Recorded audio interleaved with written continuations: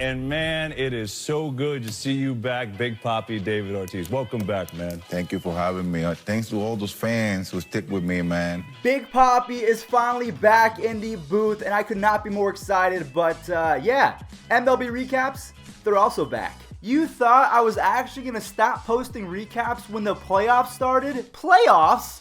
Playoffs? Don't talk about it. Playoffs? There's some days where there's 1, 2, maybe 4 games at the max. So what I'm going to be doing going forward is there's not going to be a daily recap, but maybe once or twice a week, I'll go ahead and stack up all the games. We'll talk about them in one video, and then we'll kind of go from there. So if you guys are excited for the return of MLB recaps, make sure you slap a like on this one. Also, if you're going to any playoff games, they do get a little bit expensive, so use code Fuzzy to save $20 off on SeatGeek. And without further ado, we're going to start with the wild card games, and we're going to talk about them really quick. The Nats versus the Brewers, I feel so bad for right fielder Trent Grisham, but we have to talk about it. These are the teams that made it out alive, so here we go. The Brewers and the Nationals, the Rays and the A's. If you're a Brewers fan or an A's fan, you might want to look away. Grandal to right and well hit.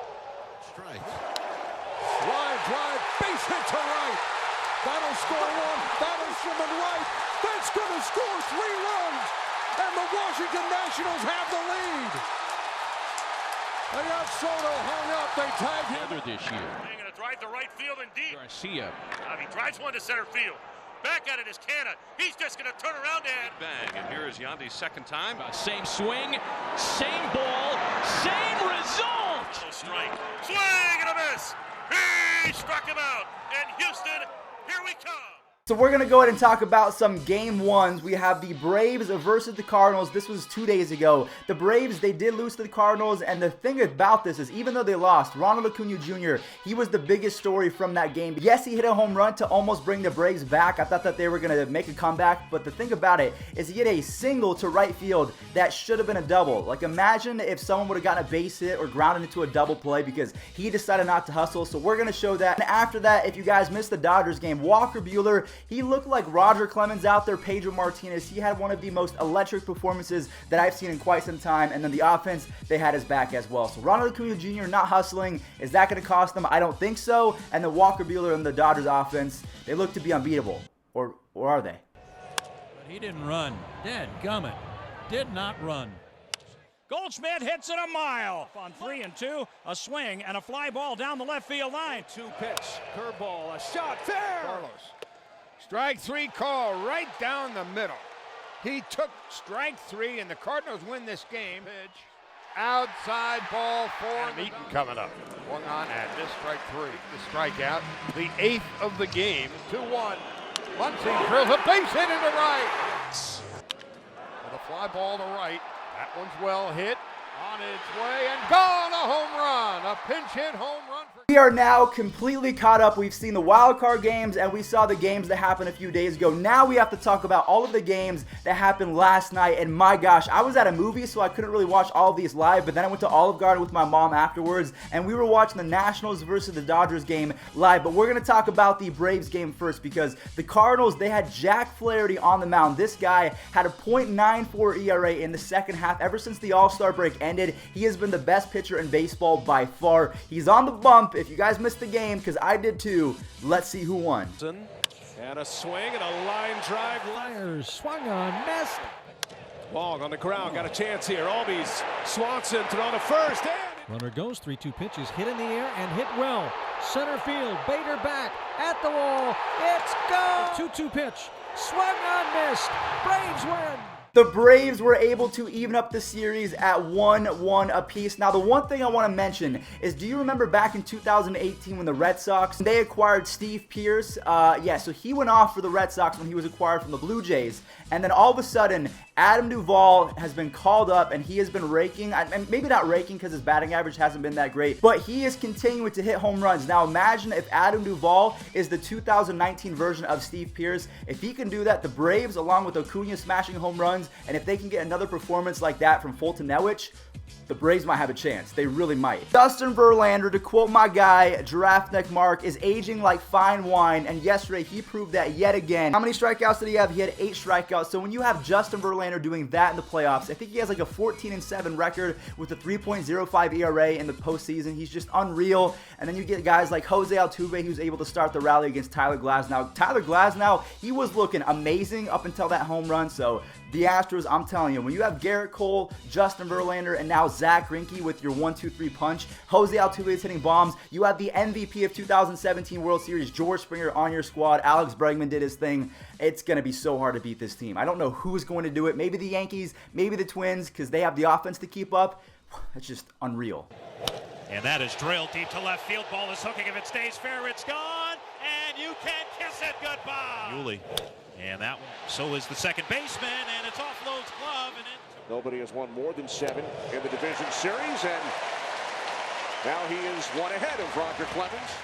Make sure you guys stick around because we still have to talk about Clayton Kershaw because he's kind of the opposite of Justin Verlander. But for right now, Steven Strasburg is on pace to be the greatest pitcher in postseason history. I'm knocking on wood. I'm going to knock on wood as I say that because I don't want you Nationals fans saying that I caused a jinx or anything like that. But Steven Strasburg, he lowered his postseason ERA to .64 in 4 starts. And he's also making records. He is now in second place for the most postseason strikeouts through your first 4 starts. He's second behind Bob Gibson. It's Bob Gibson, Steven Strasburg. That is elite company right there. The Nationals versus the Dodgers. Clayton Kershaw. He's just, oh boy, he's just, oh no. God. No, he just continues to choke. I think he has a 9-11 record and a 4.33 ERA in the postseason. I don't know what happened. I don't know why he was born without the clutch gene. It's actually kind of sad to see because I love Clayton Kershaw. 22 is my favorite number. Maybe I just have to be a Juan Soto fan. Maybe he's now my favorite 22. Maybe Christian Yelich. I don't know. I'm ranting. Just roll the game. I'm trying to distract you Dodgers fans. The pitch. Rendon belts it at deep left center field. Can he get there? No. And a swing and a line drive toward the line. Soto chasing. He dives and he caught it. Now the pitch. Kick in the 2-2 pitch. Strike. And the pitch on the way. Swing. Here's the 3-2. Swing and a miss. He struck him out. Loaded.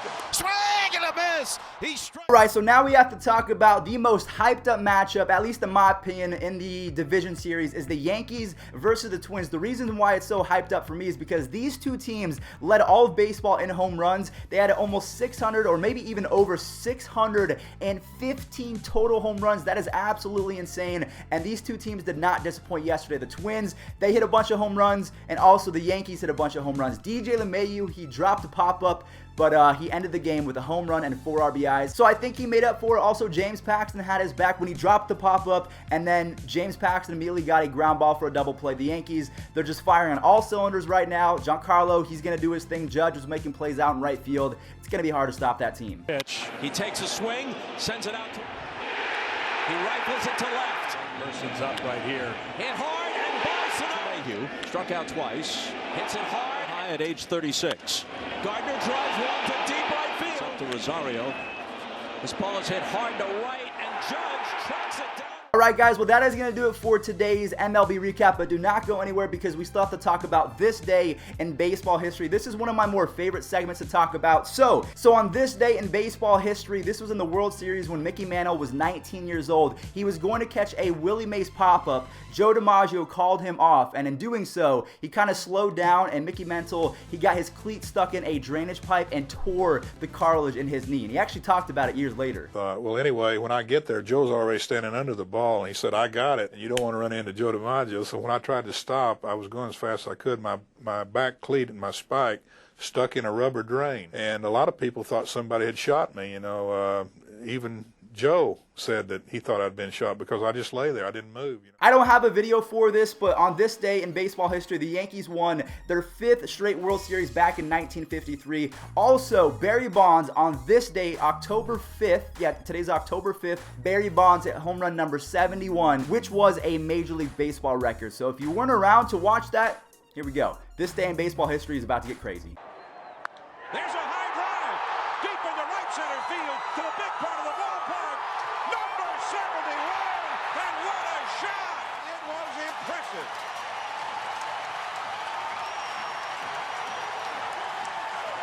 And then the last thing I want to talk about, because it does relate to the playoffs, the Angels, they won their first ever playoff series, and at this time they were 42 years old as a team. This was back in 2002 when I think they beat the Yankees, so we're going to go ahead and roll that. So Angels fans, I know it's been rough. Mike Trout has 7 playoff at-bats in his entire career, and I don't know if he's going to get any more anytime soon, so here we go. Take some solace in 2002 playoffs, which I think, didn't they win the World Series? I'm not sure. Delivers, and it's popped up. Third base side. Eckstein, the shortstop, makes the catch.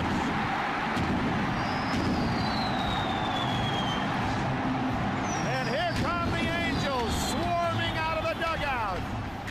That is going to do it for today's video. There will be a second upload today, so make sure you guys turn on those bells and subscribe if you are ready for that. I appreciate all of the support throughout this 2019 season, but we are not done just yet. No. I don't know what that was. I think that was from Big Connect. I just thought it was kind of funny. We're not done with these playoff recaps. Make sure you guys subscribe. I already said that, so now I'm just repeating myself. I'm going to go. Yeah, I need my coffee. See you guys.